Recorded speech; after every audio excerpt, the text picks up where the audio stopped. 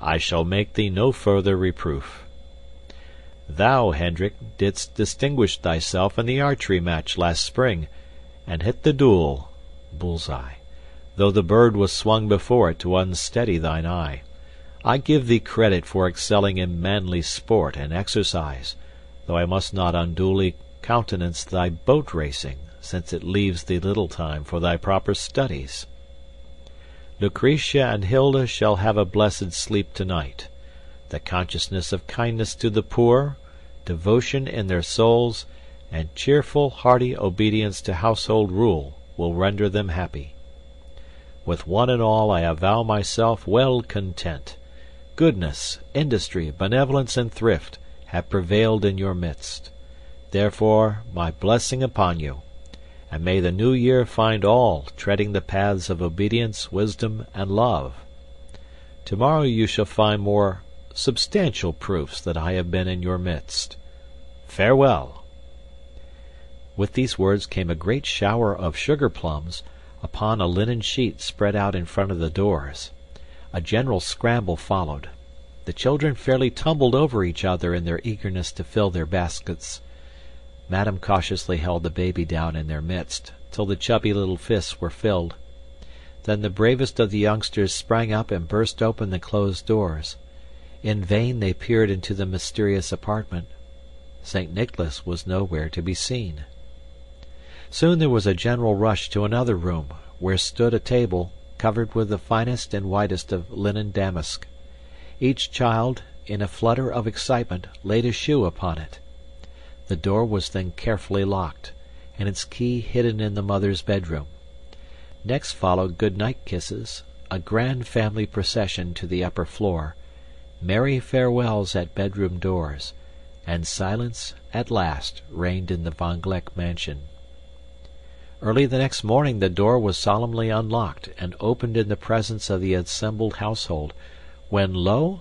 a sight appeared, proving St. Nicholas to be a saint of his word. Every shoe was filled to overflowing, and beside each stood many a colored pile. The table was heavy with its load of presents, candies, toys, trinkets, books, and other articles. Everyone had gifts, from the grandfather down to the baby. Little Katy clapped her hands with glee and vowed inwardly that the cat should never know another moment's grief.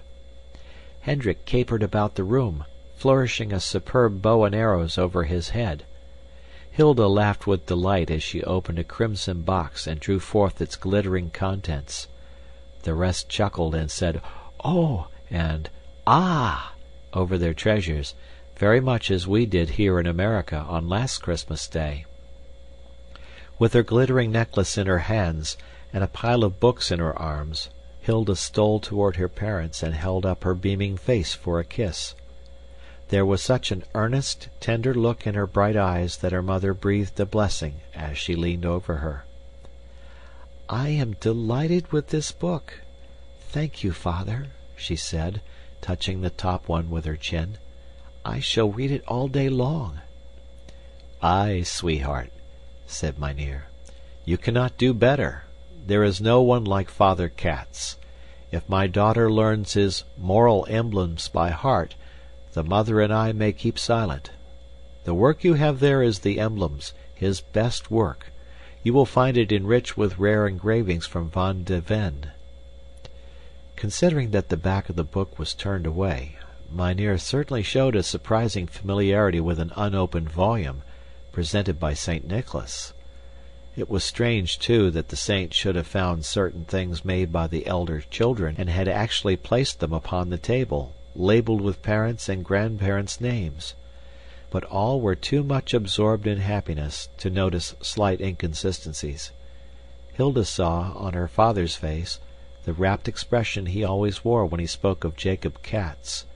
So she put her armful of books upon the table and resigned herself to listen.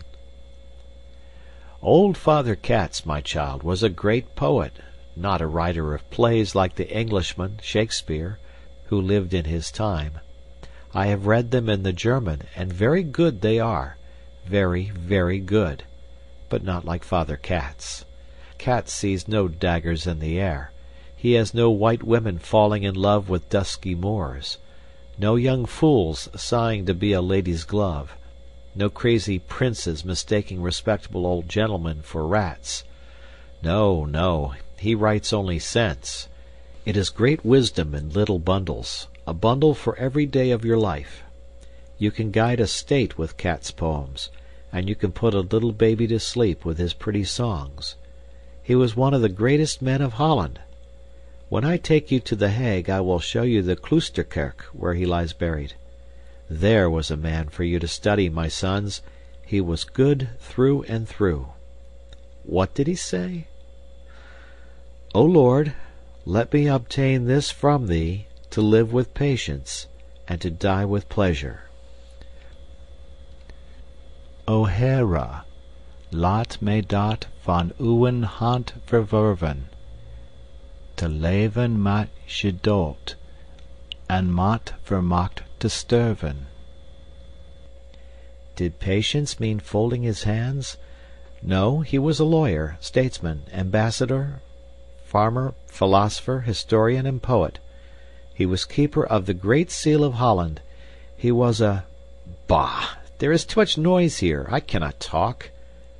And Mynheer, looking with great astonishment into the bowl of his meerschaum, for it had gone out, nodded to his vrouw and left the apartment in great haste. The fact is, his discourse had been accompanied throughout with a subdued chorus of barking dogs, squeaking cats, and bleating lambs, to say nothing of a noisy ivory cricket that the baby was whirling with infinite delight. At the last, little Hudgens, taking advantage of the increasing loudness of Mynheer's tones, had ventured a blast on his new trumpet, and Wolfert had hastily attempted an accompaniment on the drum. This had brought matters to a crisis, and it was good for the little creatures that it had. The saint had left no ticket for them to attend a lecture on Jacob Cats. It was not an appointed part of the ceremonies. Therefore, when the youngsters saw that the mother looked neither frightened nor offended, they gathered new courage. The grand chorus rose triumphant, and frolic and joy reigned supreme. Good Saint Nicholas! For the sake of the young Hollanders, I for one am willing to acknowledge him and defend his reality against all unbelievers. Carl Schummel was quite busy during that day, assuring little children, confidentially, that not Saint Nicholas but their own fathers and mothers had produced the oracle and loaded the tables.